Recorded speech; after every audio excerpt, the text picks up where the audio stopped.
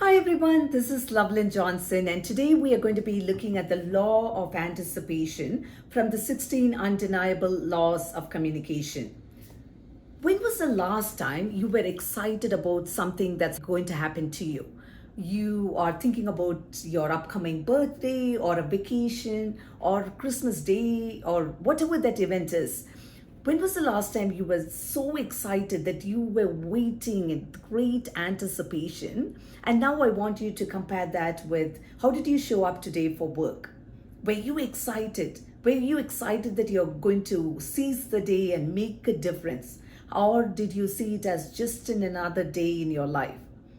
Today, we are going to be talking about the law of anticipation. And the law of anticipation states when you can't wait to say it, they can't wait to hear it.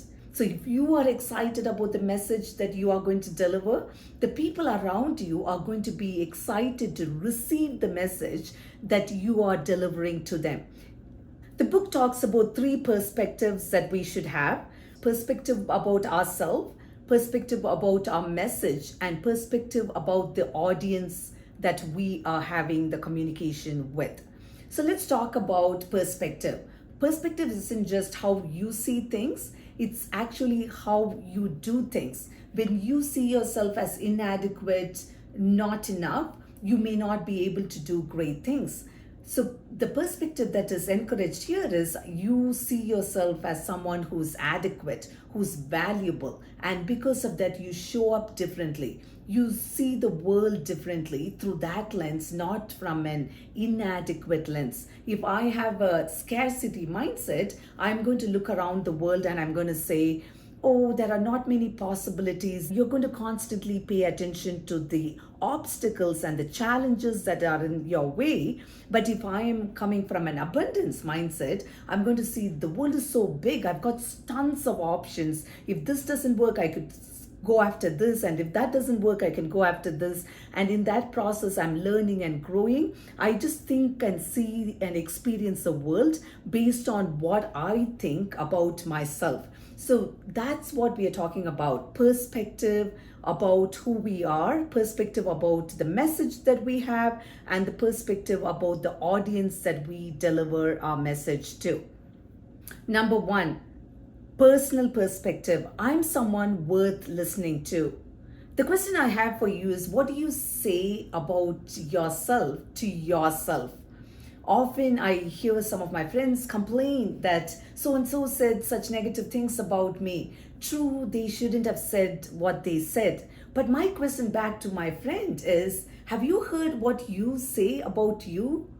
You don't say great things about you. You beat yourself down. You say negative things. You demoralize yourself. You say, I'm a failure. I'm not enough. Anything I do just turns out bad. And when you are constantly affirming these words over and over again, that's how you show up outside, because you're seeing the world as you being a victim of the situation and not able to overcome it. And because of that, you're probably struggling to overcome it yourself. So I would encourage you to have a good perspective. This is not to say to call your weakness your strength. When you have a weakness, you could call it your weakness and not beat yourself. What are the steps that you could take to overcome it?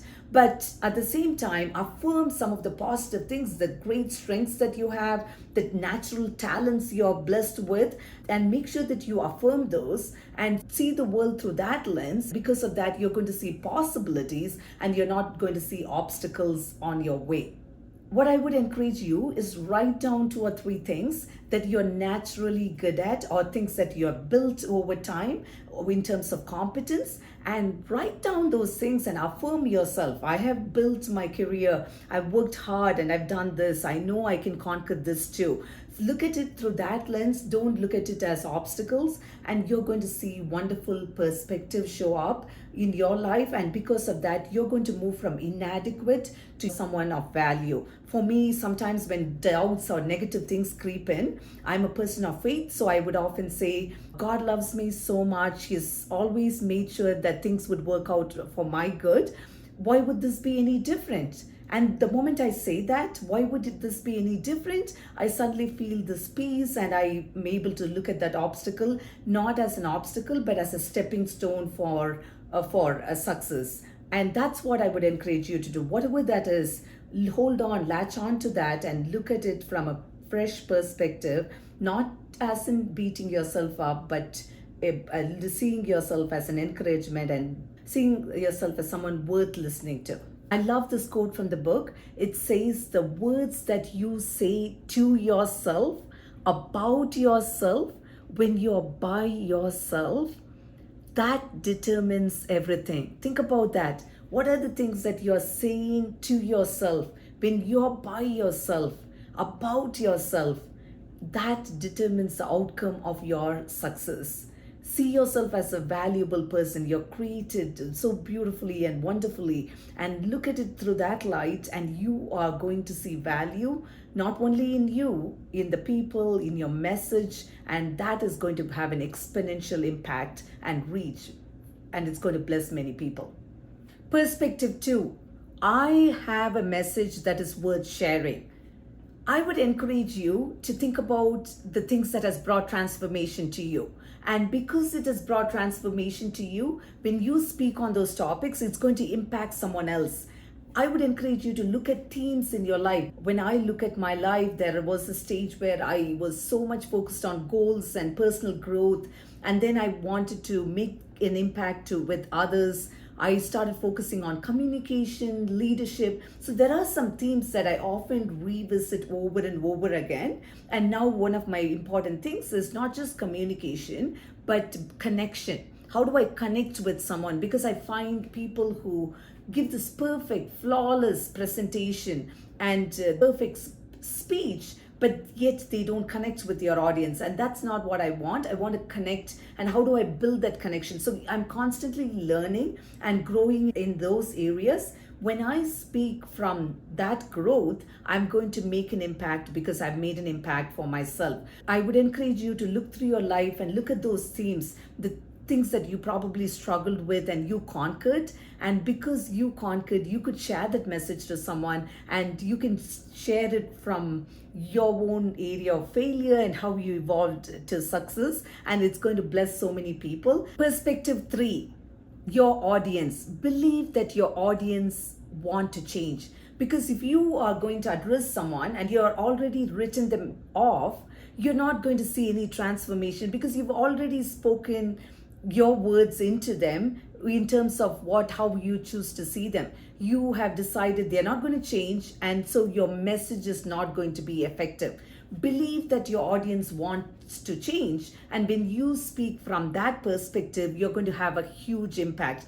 One of John's books, he says whenever he looks at someone and connects with someone, he would often put a number 10 on their head, and he would see them as 10, like as the highest level, and he would connect with them thinking that they have potential, they can improve. And when you believe in people that way, you are going to have a far better reach than you being skeptical about your audience. And because of that, your message will have that much of an impact.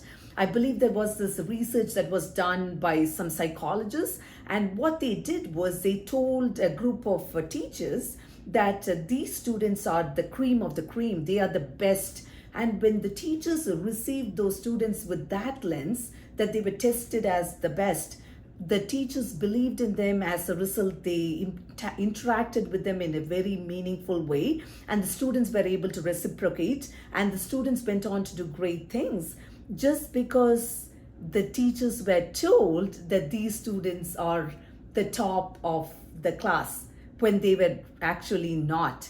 So imagine the impact when you see people that they have potential, that they are top of the class. You approach them differently. You believe in them. Your message is more positive than your message when you believe they would amount to nothing. So I would encourage you to look at your audience and say, they have potential, they can do great things. And because of that, you're going to have a great engagement and you're going to bring transformation to them.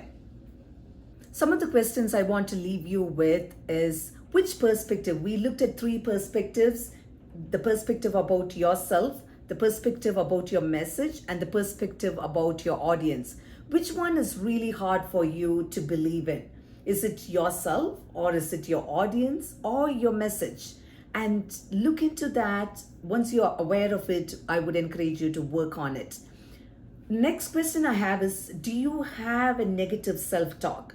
And if you don't, no worries. Occasionally you say something, that's fine. But if you're repeatedly saying negative things about yourself, I'm going to encourage you to start using positive words, because they would empower you, and the negative self-talk is only destroying you. So I would encourage you to evaluate yourself and make some course corrections. And another thing I would encourage you is to look at your audience with this fresh light. Imagine in the past you would have addressed them thinking they are level 5. And now you're seeing them as equals and believing that they have potential. How do you think your message is going to be received from now on, because you're seeing them from a different light? Just a few questions for you to ponder on. In that way, you could take this message and live out. There are a few tools that the book talks about in terms of how to turn on your anticipation. The one thing that really touched me is what I'm going to talk to you about. Be a fountain, not a drain. That's kind of interesting, I thought. And the book then talks about if you can name the top fountains, and sure enough, Trevi Fountain and a few others came to my mind. And then the question was, can you name the top drain? For a moment, I said to myself, my goodness, I can't think of any. And then the book says, you can't, because there's no top drain. Think about that. Are you a fountain or are you a drain? When you show up in people's life, do you drain the life out of them, or do they feel energized because you showed up and you brought hope, you brought positivity, and you brought change in their life in a positive way, and you believed in them? As a result, their world is getting better. Are you a fountain or a drain? Because if you are a fountain, you will be remembered, because the top fountains are talked about and people take wonderful pictures in front of it, but there is no drain that people are standing in front of to take a picture on.